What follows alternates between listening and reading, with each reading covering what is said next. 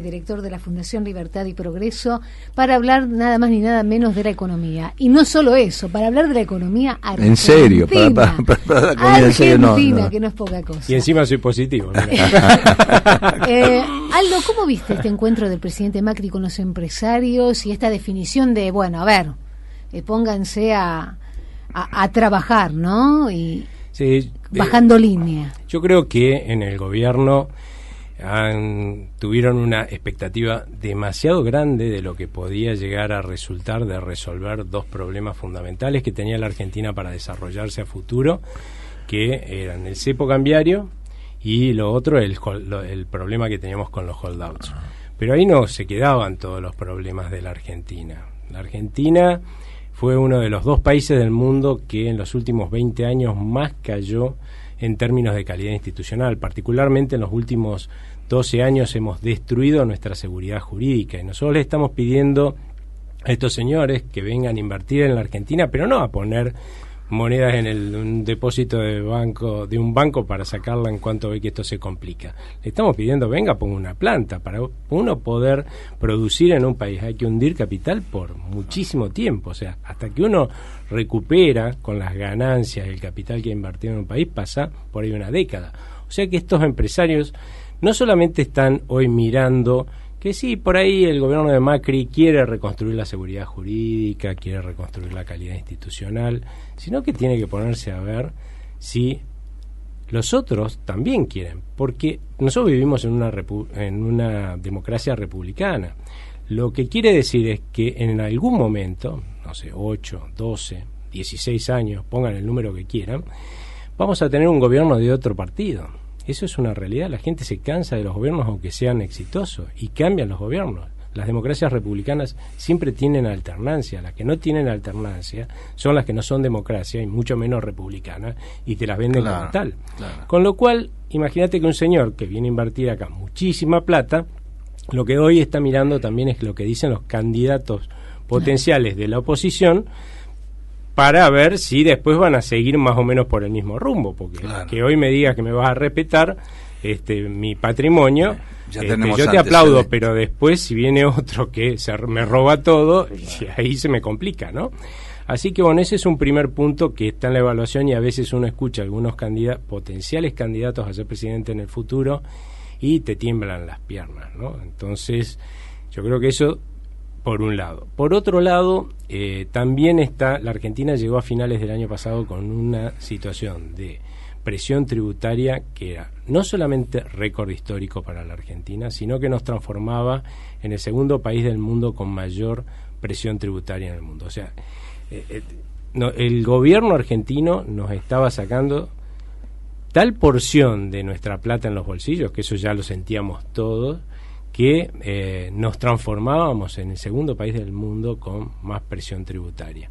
Y eso es insostenible, o sea, decirle a un empresario, mira, sí, vos trae tu plata acá, ponela, invertila, yo no voy a hacer más como hacían en el pasado, que sin mediar una norma ni una ley te voy a llamar para decirte cómo vas a manejar tu empresa, porque a partir de ahora la manejás vos, no te voy a extorsionar para robártela, como pasó también en la Argentina lamentablemente, ¿sí? Va a ser siempre tuya. Ahora, después resulta que empiezo a aumentarte los impuestos y te saco todo lo que vos ganás, estamos más o menos en la misma, ¿no? Y ese es el gran temor que yo creo también tienen los inversores y que hoy la verdad es que hasta desde el gobierno empiezan a ser un poco ambiguas las señales, ¿no? Cuando uno mira lo que es el presupuesto nacional, yo esperaba que por lo menos por un año más la presión tributaria en la Argentina siguiera bajando. La realidad es que en el 2017, si se cumplen las proyecciones del gobierno, va a volver a subir, lo cual no es bueno como indicador.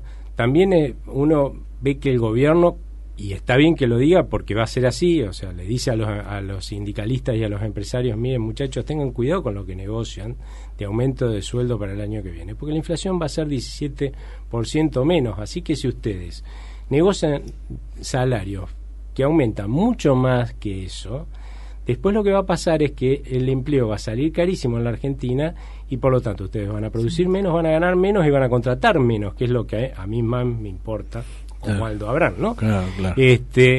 Porque hay que sacar a mucha gente del desempleo y necesitamos que se maximice la creación de empleo. Entonces, pero a partir de decirle esto a los empresarios, a los sindicalistas, resulta que uno va y mira cómo aumentan los impuestos, por ejemplo, en la ciudad de Buenos Aires y en la provincia de Buenos Aires, que son dos gobiernos de Cambiemos, ¿no? En definitiva, y llegan a aumentar el doble o más, ¿no? Entonces voy a decir, seamos un poco consecuentes, ¿no? Porque a ese señor que vos le vas a aumentar más del doble del 17% los impuestos, ¿sí? Le estás pidiendo que su aumento de sueldo sea, ponele, consecuente 18, 19, 20%. ¿Cómo te va a pagar los impuestos? Y después lo que algunos funcionarios te dicen, no, bueno, pero fíjate que si este aumento, que es por ahí suena 38%, pero son 15 pesos más por mes que vas a pagar en eso, ¿sí? Sí, lo malo es que son 15 pesos más por mes en ese lugar, 15 pesos más en el otro, y al rato... Y esa es la vieja teoría que hay para realmente exprimir a los ciudadanos, ¿no? Que se llama la teoría de cómo se pela un ganso. Realmente si nos sentimos ganso, pero si vos agarrás un ganso y le tratás de sacar todas las plumas de una, el ganso sabe cómo se te va a revelar y va a salir corriendo. Ahora, si vos vas sacándosela de a una, a las plumas, se las podés sacar todas y el ganso por ahí ni se da cuenta. ¿Sabés lo que me llama la atención a mí? Es como que los culpables de todo y gran peso que recibe del gobierno son los que laboraron. Con la presión tributaria. Cuando vos guardabas tu guita, ahora pareces un tipo que afanó guita, la guardó y ahora tiene que ir al blanqueo porque está mal. Es decir, uno guardó guita antes, un montón de gente, abuelos que tienen guardaditos ahí plata, porque no la podían depositar porque se la sacaba. Efectivamente.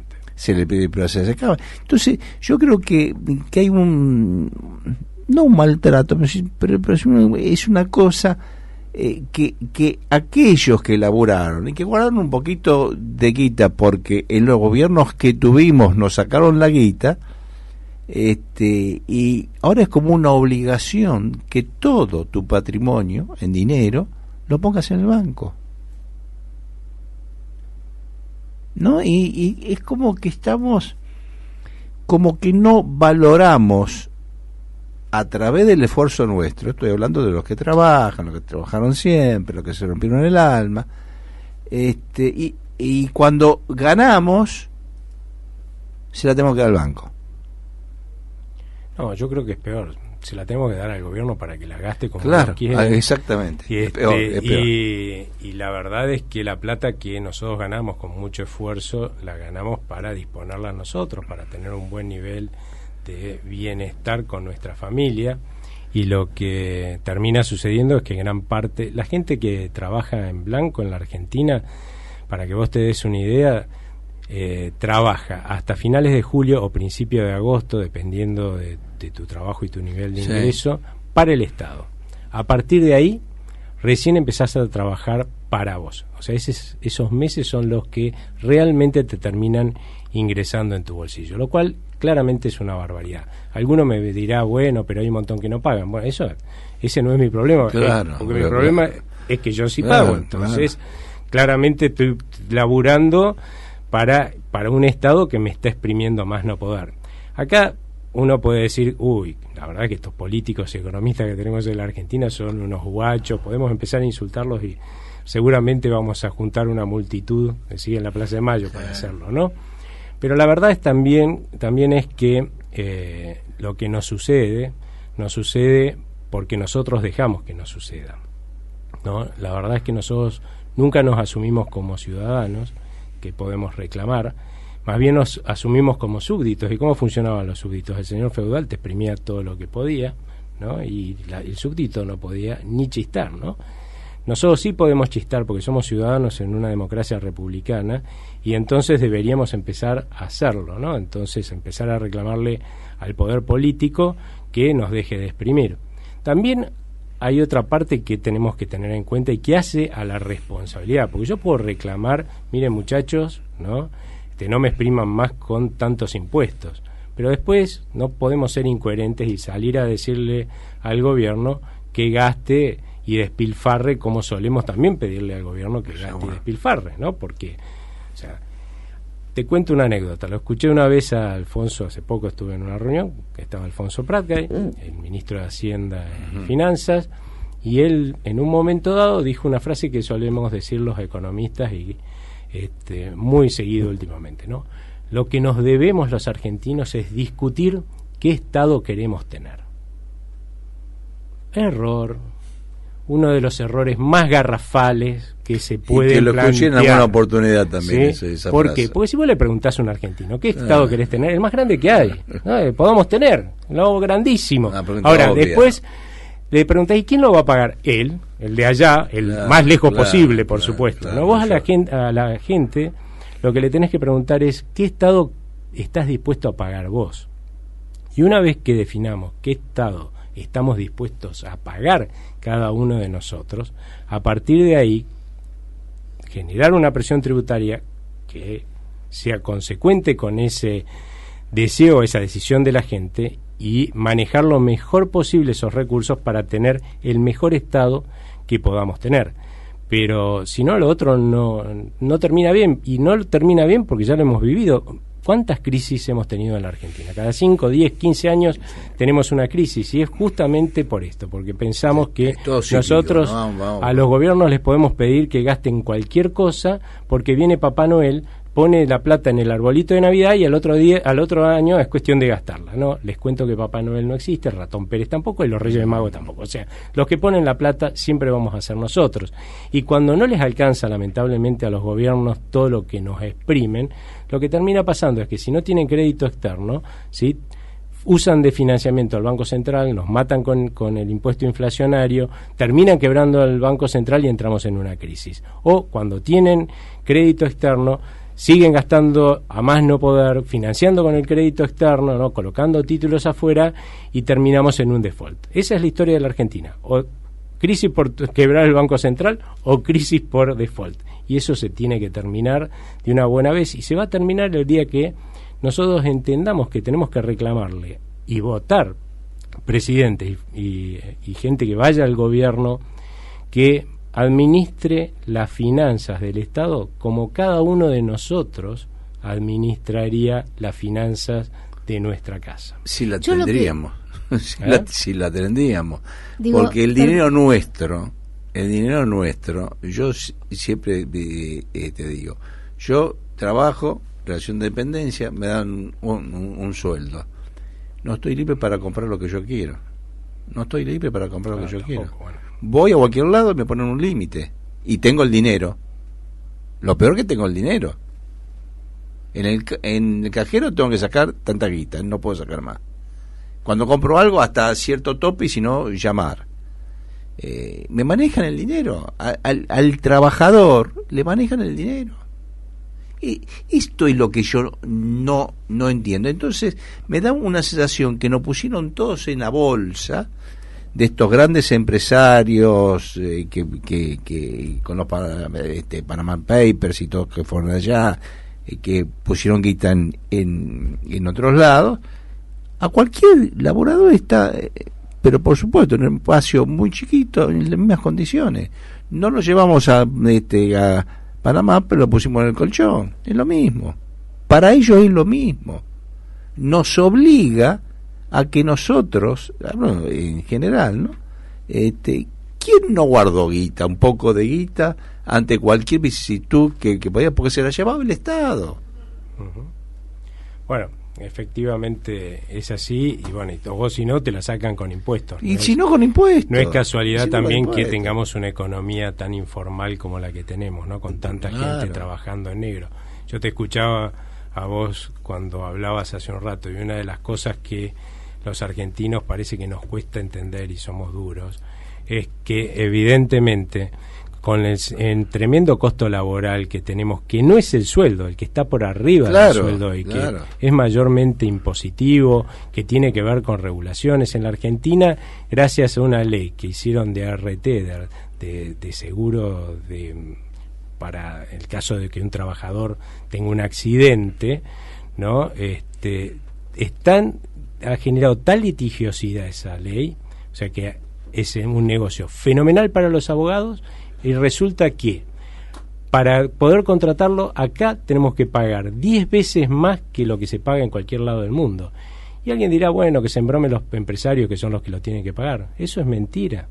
Los que lo pagan en definitiva es la gente, es el trabajador. ¿Por qué? Porque cuando yo voy a tomar a alguien, yo lo primero que me pregunto es, a ver, este tipo, ¿cuánto me va a producir? ¿No? Bueno, hasta eso es lo que yo le puedo pagar.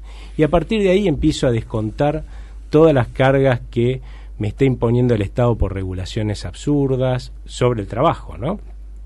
Todos los impuestos que tengo que pagar sobre el trabajo, y a partir de ahí recién determino, ¿sí?, cuál es el sueldo que yo puedo pagar, ¿no?, a esta persona, que le voy a terminar pagando a esta persona. O sea, en definitiva, los principales perjudicados cuando uno genera, a partir de estas regulaciones laborales que tenemos en la Argentina y de tremendos impuestos al trabajo, enormes costos laborales extrasalariables, la termina pagando el empleado y no lo paga el empleado. Claro que sí, claro que sí. Hubo esta mesa de diálogo que invitó Macri, ¿no?, con los gremios, con los empresarios y demás, y llegaron a este acuerdo de este bono, donde el gobierno dice que este bono va a compensar los salarios del 2016. Se está hablando de 2.000 pesos, ¿no? ¿Qué opinión tenés con respecto a eso?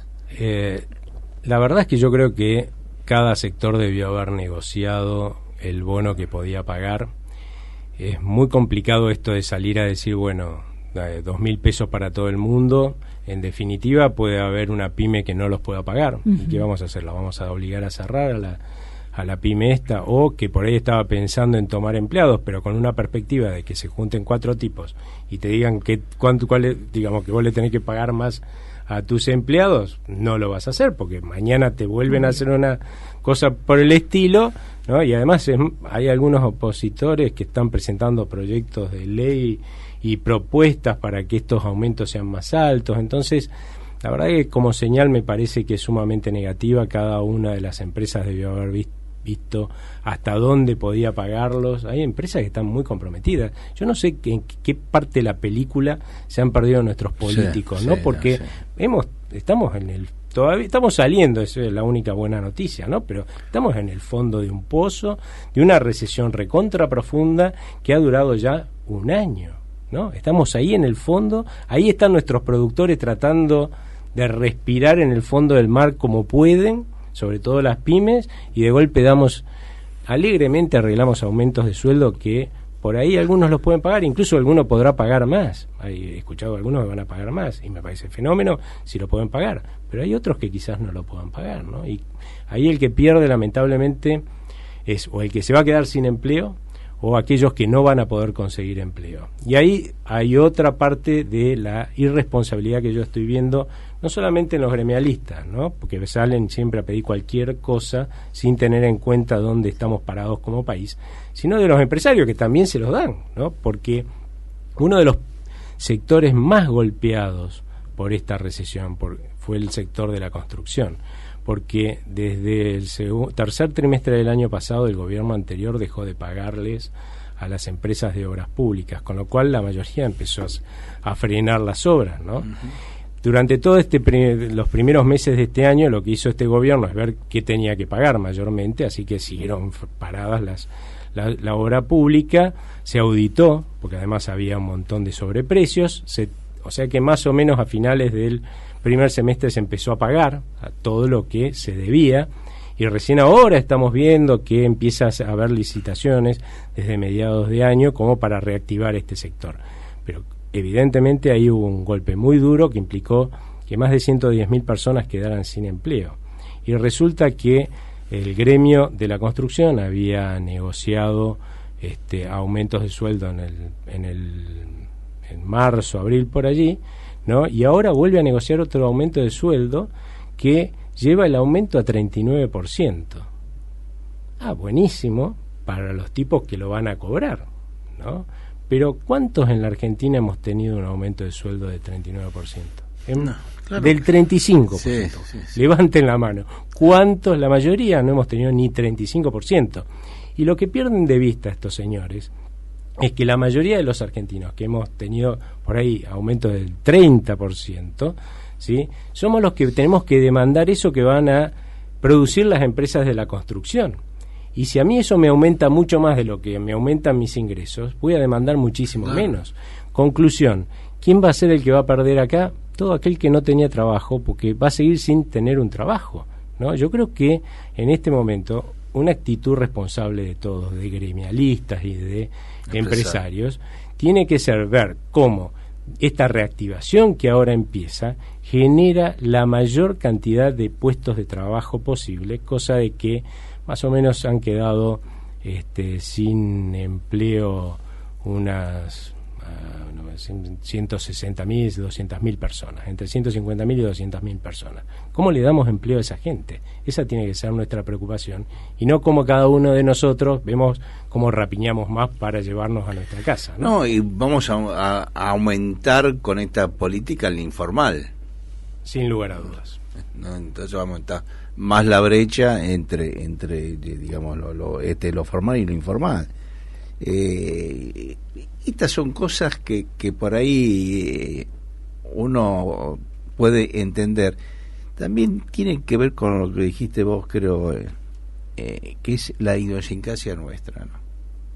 Acá los empresarios nuestros tenían que ganar guita en las 48 horas cuando invertían. En cualquier lugar del mundo invierten por 5 años y a partir de los 5 o 10 años la renta. Pero acá siempre fue así. Un negocio para un empresario es un negocio que tiene que dar su rédito a las 72 horas. Entonces, ¿cómo cambiás esos hábitos? Y esos hábitos se trasladaron al que labura. Es lo que hablábamos antes: esconder la guita, guardar la guita, retasear esto. Y es muy difícil porque hay que cambiar todo ese tipo de cosas, porque no solamente las técnicas o económicas o políticas, si vos las seguís como se debe o como dicen los libros, van a ser exitosas. El comportamiento, como dijiste vos, social es fundamental.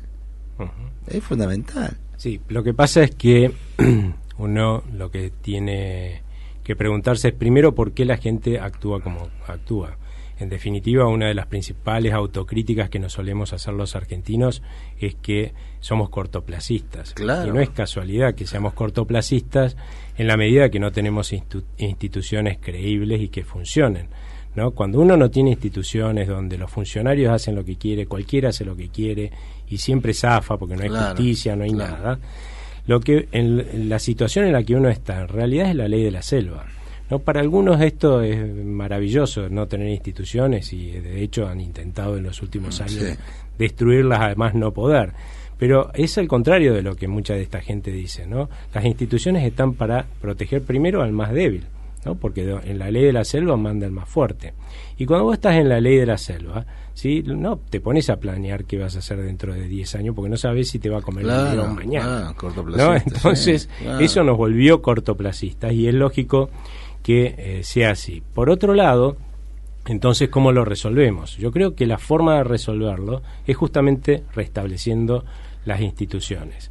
Ahí yo creo que tiene una enorme importancia, no solamente lo que esté dispuesto a hacer la dirigencia política o un gobierno en particular, sino fundamentalmente lo que esté dispuesto a hacer otra dirigencia, ¿no? Que es la dirigencia intelectual, profesional y la dirigencia empresaria. Porque son esos los que tienen que sustentar este cambio, dejar ese cortoplacismo, ¿sí?, y empezar a bregar para que esas instituciones permitan tener reglas de juego de largo plazo, ¿no? Eso implica una dirigencia, ¿no?, en sentido amplio, primero que se reconozca como tal, ¿no? Porque acá dirigentes, decimos, es el tipo que hizo mucha plata. Parece que es un dirigente. Dirigente es el tipo que en los medios habla bonito, o el intelectual que escribe muchos libros y la gente se los compra, o el profesional que es reconocido en lo que él hace. Eso no es ser dirigente. Dirigente es aquel que lidera y está dispuesto a ponerse adelante para generar un cambio en favor de toda la sociedad, ¿no es cierto? Eso es un dirigente. Bueno, eso es lo que nos falta, yo creo, en la Argentina, que todos los que tenemos y podemos tener ese rol, y tenemos la responsabilidad de tener ese rol porque tuvimos suerte, porque nos formamos, porque nacimos en una buena familia, Dios sabe por qué, pero bueno, estamos ahí justo y deberíamos asumir esa responsabilidad y hacernos cargo y empezar a condicionar hacia dónde van algunas veces nuestros políticos en el marco de alguna irresponsabilidad que quieren hacer, ¿no? Porque en definitiva yo creo que los políticos tratan de maximizar su poder, tratan de maximizar el gasto público, todo lo que pueden, y está en su naturaleza, ¿no?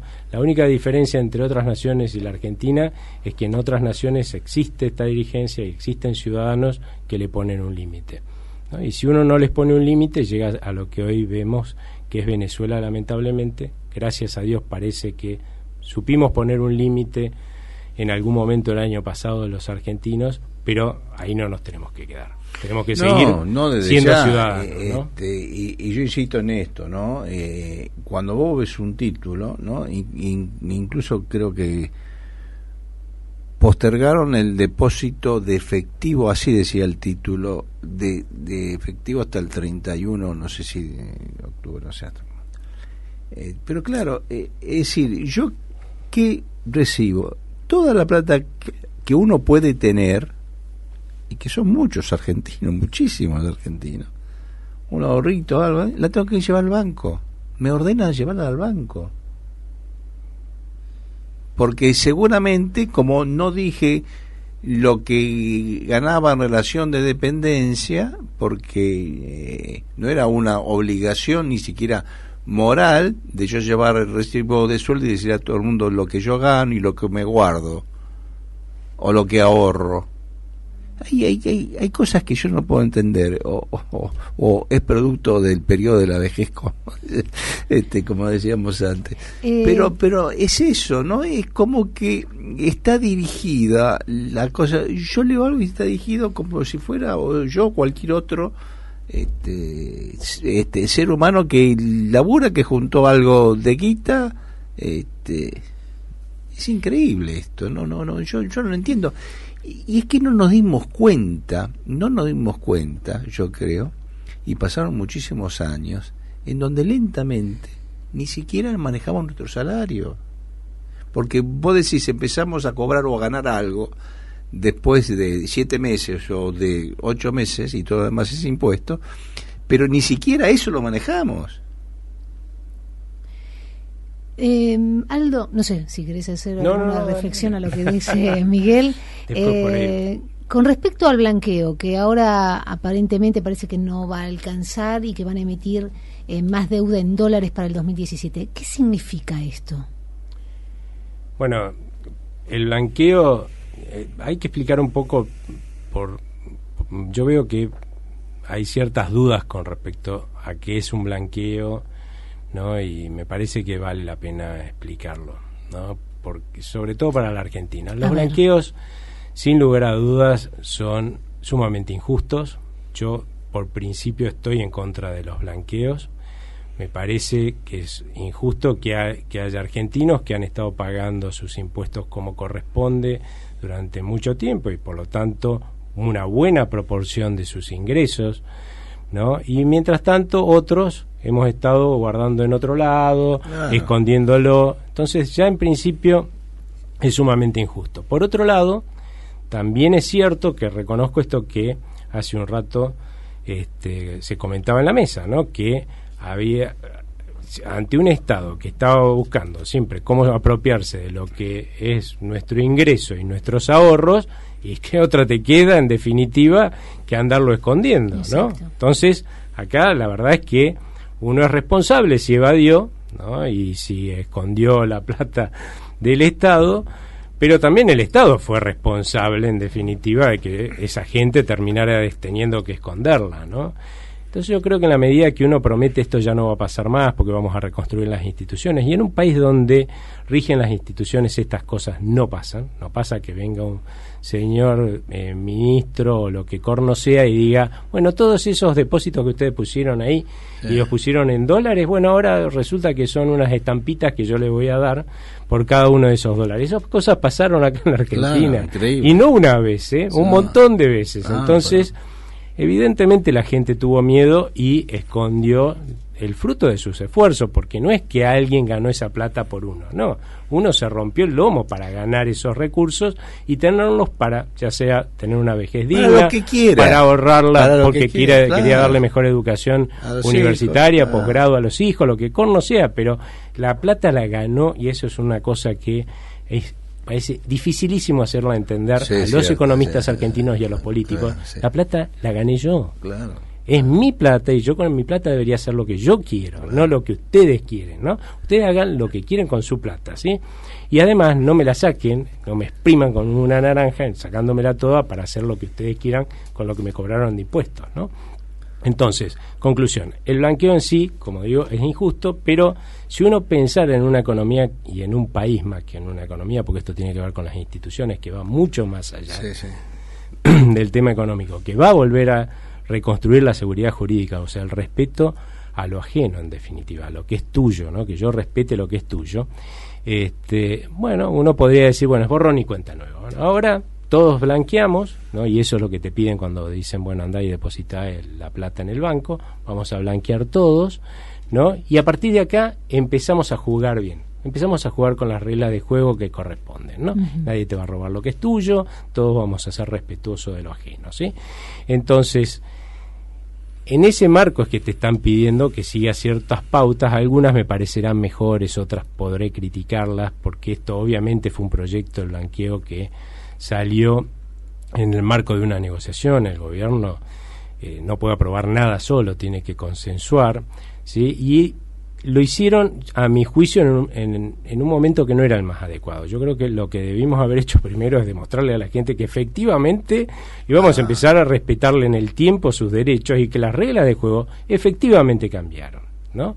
Yo creo que la gente todavía no ha tenido el tiempo necesario como para evaluar esto. Eso hace que yo creo que tenga una predisposición muy fuerte a esperar al último momento. O sea, no es que ha fracasado, muy probablemente se logren los resultados o estén muy cerca de lograr los resultados que se plantearon, pero todos vamos a estar evaluando hasta el último dato y hasta el último momento posible para ver qué hacemos con la plata que no tenemos en blanco. ¿Por qué? Porque la verdad es que me parece que fue apresurado el lanzamiento del blanqueo. No tenemos los datos suficientes para ver si realmente hay un cambio en el rumbo del país. Pero ¿por qué lo hicieron así? Porque por otro lado querían hacer lo que se llama la reparación histórica del sector previsional, ¿no? En definitiva, fue como una convocatoria de acreedores. Mira, muchachos, yo no les puedo pagar lo que ustedes piden, tratemos de llegar a un término medio, ¿sí?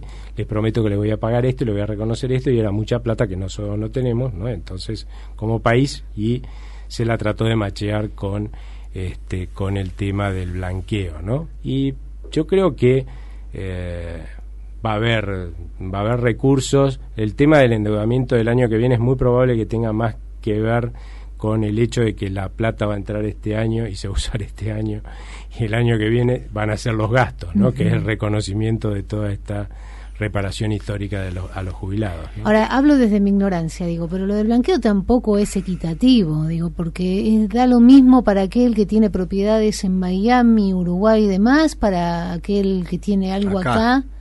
Bueno, que no declaró, Eso es, sí, que no declaró. Bueno, pero esa es una discusión, y yo soy favorable a hacer... Pregunto desde mi ignorancia, ¿no? Por eso, pero me parece muy buena la pregunta, porque mucha gente tiene este pensamiento, ¿no? Esto debió haber sido hacer una repatriación. Yo creo que eso hubiera sido un tremendo error. Las repatriaciones no funcionan cuando la gente no está absolutamente convencida de que las reglas de juego cambiaron. ¿Tá?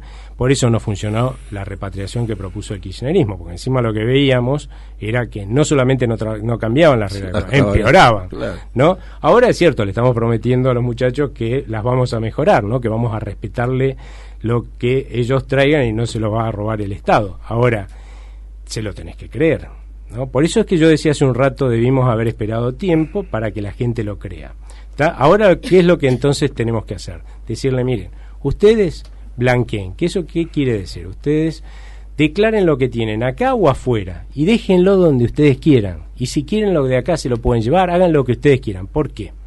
Porque el día de mañana, o sea, yo a partir de ahora, poco a poco les voy a ir demostrando que sí le voy a respetar lo de ustedes. Y en la medida que yo le vaya demostrando que sí voy a ser respetuoso del derecho ajeno, ustedes van a tener los incentivos para traer esa plata de afuera. Ahora, supongamos que hubiéramos hecho una repatriación y yo empiezo a demostrarle a la gente que efectivamente voy a respetar sus derechos y ellos no pudieron blanquear lo que dejaron afuera porque no estaban convencidos de que yo se los iba a respetar.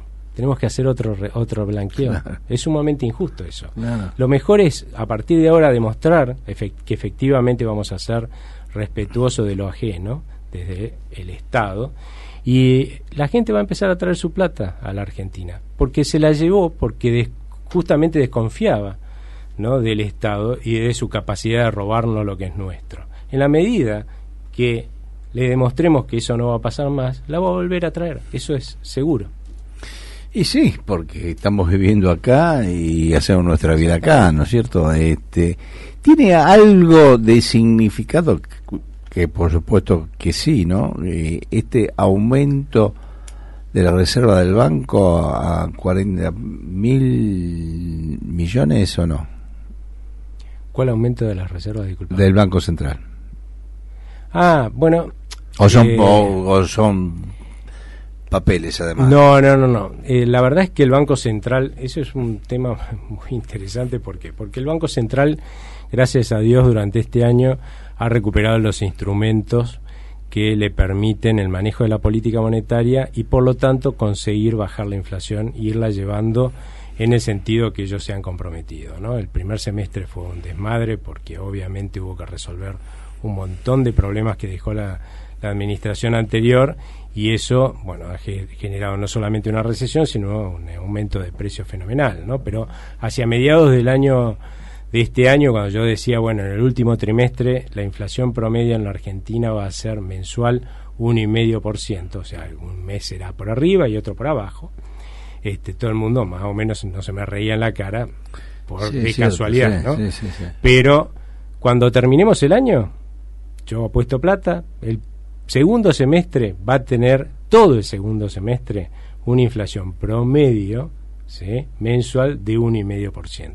Es cierto, vamos a tener seguramente entre 2,5 por ahí y un poco más de inflación en este mes de octubre, pero eso es por el aumento de la tarifa de gas. No. De la misma forma que tuvimos inflación negativa, que nadie se cree que tuvimos inflación negativa, ¿no es cierto? O sea, deflación, aunque cayeron los precios en agosto. Si uno promedia, después que se conozcan los resultados, o sea, suma los dos datos, el de agosto y el de octubre, ¿sí?, y lo divide por 2, que eso es promediarlo, claro, lo que vamos a ver es que la inflación va a ser poco más de 1%, ¿no? Claramente vamos en ese rumbo a tener esta inflación de 1,5%. Con solamente mantenernos en esa inflación como velocidad crucero, lo mismo que hicimos en el segundo semestre, que ya está, ya lo logramos. Claro. Durante todo el año que viene vamos a tener menos de 20% de inflación.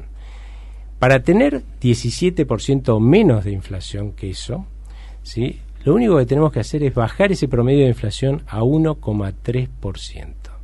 ¿Alguien piensa que no se puede conseguir eso? Por eso es que yo decía hace un rato que más vale que convenzan a los empresarios y a los gremialistas de que esa va a ser la inflación, porque para que eso no sea la inflación el año que viene, tiene que haber una crisis internacional que nos remueva los cimientos fuertemente en la Argentina. Y eso no se espera que pase. Sigo hablando, ¿sí?, desde mi ignorancia, Aldo. Digo, desde lo común, desde lo de la calle, ¿no? Se habla de que baja la inflación, digo, pero lo que le importa a la gente, que son, por ejemplo, los alimentos, siguen subiendo. No hay como una meseta? Bueno, lo que pasa es que la gente, suele pasar y eso, la gente lo que siempre evalúa es aquello que subió, ¿no? Nunca nos fijamos en lo que no subió. Digo, ¿no? uno va a lo cotidiano, ¿no? Fíjate, fue uno de los grandes errores del gobierno acá, ¿no? Cuando interviene el INDEC, ellos dijeron, a partir de ahora vamos a manejar lo que piensa la gente de la inflación.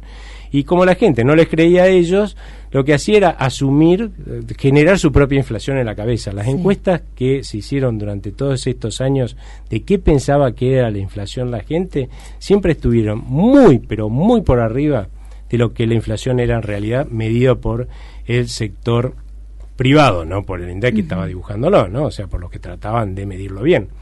Y eso es porque la gente no veía que, digamos, ponele, el gas no le subía o la electricidad no le subía. Veía que la manzana, mirá lo que subió. Claro, claro. Entonces, la verdad es que lamentablemente eso fue un error grandísimo del anterior gobierno, porque seguro la gente hubiera tenido una menor percepción de inflación si el índice fuera creíble, ¿no? Hubiera sido creíble.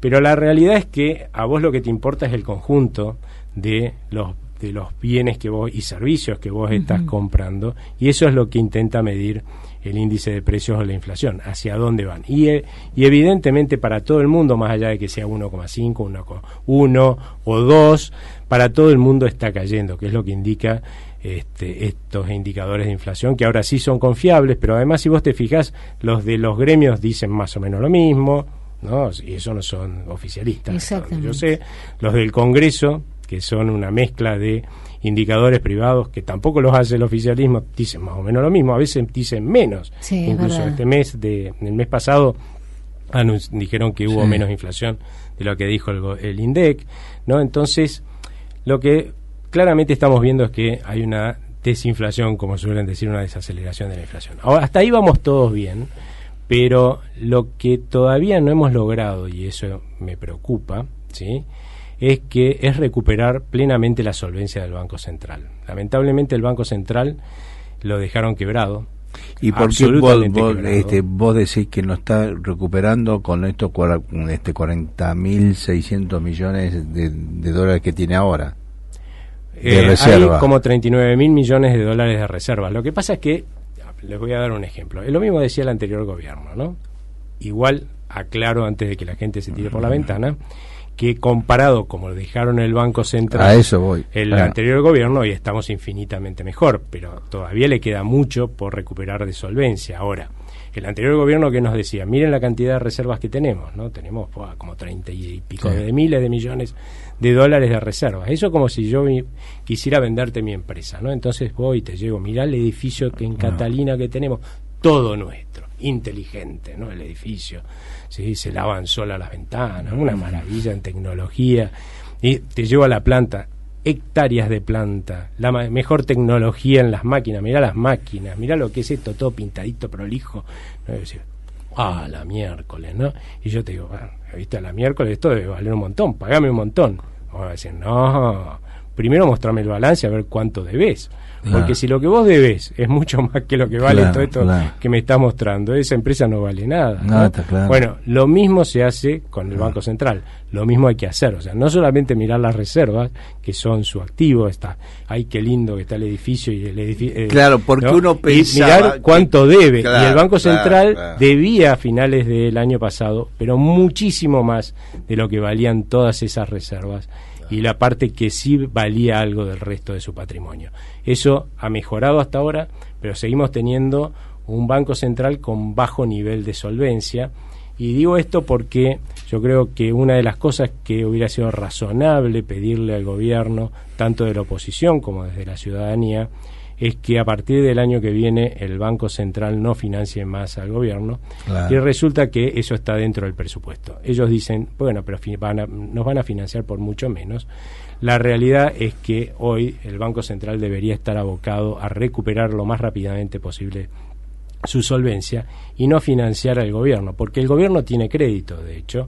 Por otro lado, no solamente el gobierno tiene crédito como para compensar y buscar por otro lado su financiamiento, sino que además últimamente está teniendo crédito hasta más barato que el Banco Central, ¿no? ¿Cuál es el sentido entonces de tener un Banco Central que tiene que endeudarse ahora caro encima para prestarle al gobierno, no tiene ningún sentido. ¿Qué sentido tiene hablar de que le vamos a transferir ganancias cuando todo el mundo sabe que un banco que está quebrado, banco central que está quebrado, no puede tener ganancias, ¿no es cierto? O sea, lo que están poniendo como ganancia es un dibujo contable que después se monetiza. O sea, el Banco Central no tiene ganancias, hoy tiene pérdidas. Es más, les digo a la gente, o sea, el anterior gobierno dibujaba y ahora volvemos con el mismo chiste, ¿no? Claro, lo que pasa que, te lo digo yo del otro lado, ¿no? La gente piensa que hay un techo de recaudación del central, digamos así, óptimo, y que es un número. Suponete vos 50.000 millones. El tener eso te asegura una estabilidad económica, créditos a bajo interés, etcétera, etcétera. Pero siempre, lo que acabo yo de aprender que es así estricto, el Banco Central está bien siempre que la diferencia entre lo que adeuda, ¿no es cierto?, esté mejor, por supuesto que haya más brecha a favor. Porque en definitiva, el Banco Central, ¿para qué tiene que tener reservas? Justamente para que en el momento en que se pueda dar una corrida, que eso puede pasar por motivos internacionales o domésticos, seguro, como ha pasado, tener la posibilidad de defender el valor de nuestra moneda, que no es poca cosa porque es el valor de nuestros ingresos y de nuestros ahorros en la Argentina, O sea que estamos hablando de algo muy importante para cualquier persona que viva en el país. Y eso va a depender de cuánto tiene de activos que pueda salir a usar para justamente enfrentar esa devolución de pasivos, porque todos los pesos estos que nosotros tenemos son un pasivo del Banco Central, que nosotros podemos exigirle que nos lo cambien por algo. Claro. ¿No? En la medida que el Banco Central no tiene la suficiente cantidad de reservas como para garantizarnos que nos puede devolver la plata, digamos, ¿no?, algo de valor a cambio de ese peso al cual le perdimos la confianza, es que lamentablemente las crisis cambiarias y bancarias tienen éxito y terminamos en un lío fenomenal. ¿Se podría decir esto? El Banco Central es la garantía de los créditos, digamos. No, en realidad no es una garantía, más que nada es la garantía del valor de nuestros pesos, ¿no? Y eso ya lo vivimos lamentablemente. ¿Qué es lo que pasa cuando un banco central quiebra absolutamente? Que gracias a Dios, y más bien digamos gracias al voto de la gente, eso se evitó, ¿no? Es 1989, una tremenda hiperinflación donde todos vivimos momentos en los que las cosas se multiplicaban por 6 en un mes. O sea, es un caos. En el día íbamos a comprar el sueldo y comprábamos dólares por la exactamente.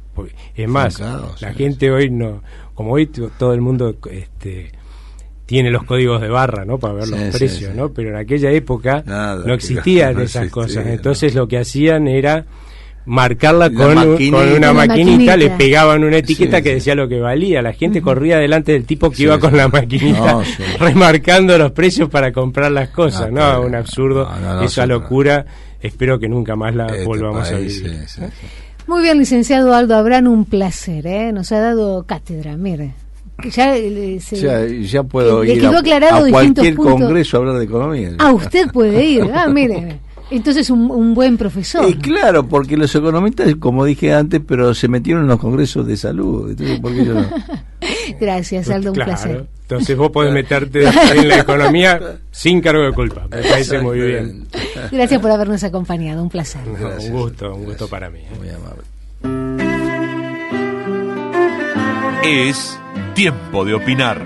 Una visión independiente y sin censura.